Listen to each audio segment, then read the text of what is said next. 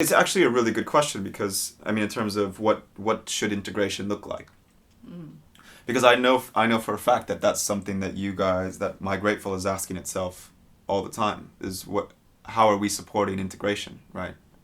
There's a collection of people coming from all over the world to our kitchens, and what are we doing besides putting them in front of strangers to cook for them, to support them, to build a sense of belonging and a sense of place in London, in the UK?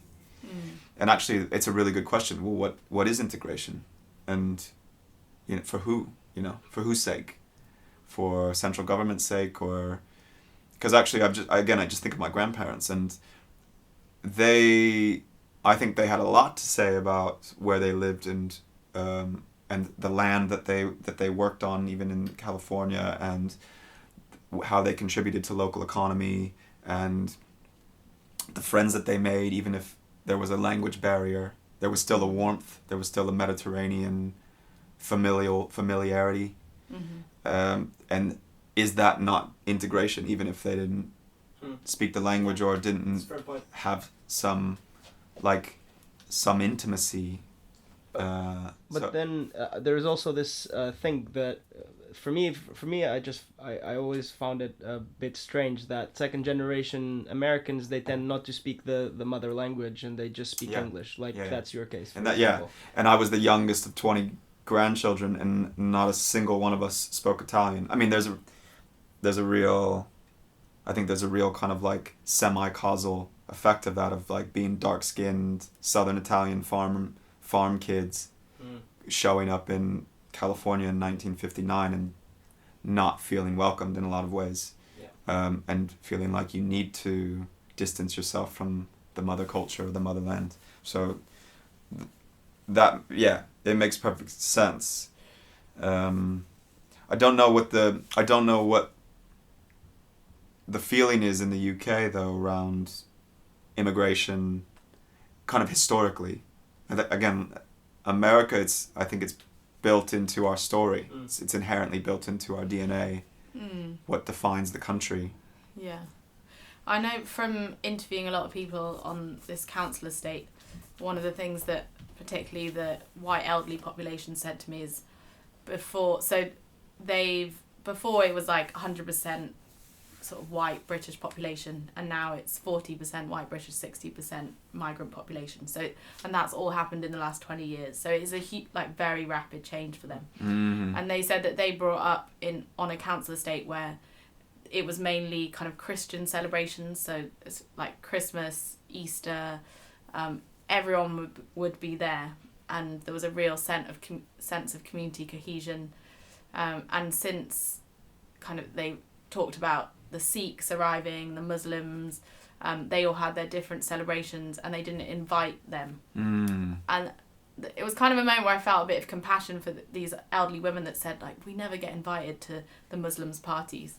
And for them, it kind of came down to, they felt this loss of community or this loss of friendship because it wasn't something that they could join in on. They almost felt, I guess they would feel some sense of otherness, of like exclusion, and in their own place where they grew up. Which that must be a very strange feeling. And I think also like the drasticness that you mentioned is interesting as well. Like at what point is kind of like a sudden high level of diversity, what point does it go beyond being useful? Like diversity, and there's tons of academic literature, and we just kind of know inherently that a mix of different perspectives, mindsets, points of view, cultural experiences is all really important to a healthy team or a healthy and for growth, improvement, for fresh perspective and learning. And I think there is a question to be asked about like a level of diversity that is beyond something that is positive. That's positive, right? Like almost like a bell curve. Like there's got to be a point at which, especially when it's so drastic, where it's uncomfortable for people. And change is difficult. But I think what I was observing is that there were no initiatives to actually allow people to meet for other reasons. So like if there'd been a community centre there where there'd been a chance for everyone to come together, then those issues could be addressed. But instead there was just like divisions between all the different groups. Yeah. And I guess also like where there's so many barriers. It's like it's the language, it's then religion, then the community, and the fact that they're both kind of a little bit afraid of each other because they don't know who these people are. Yeah. I mean, that's why it's such a complicated and strange situation. I think there's a lot of variables. Yeah, from what I've heard and read about it is that there is like, it's mostly a good thing when there's a mixture of cultures, but then there needs to be time for integration, because if you integrate too fast, then these sorts of things start happening and people start getting actually more separated than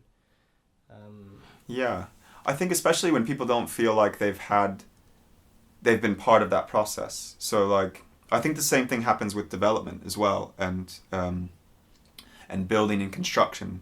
So when you live in a community and all of a sudden there's this like building going up and it's just next door to you and you've got no idea why this building has ended up there, that can be really difficult for people. And I don't think we fully understand how difficult change is for people.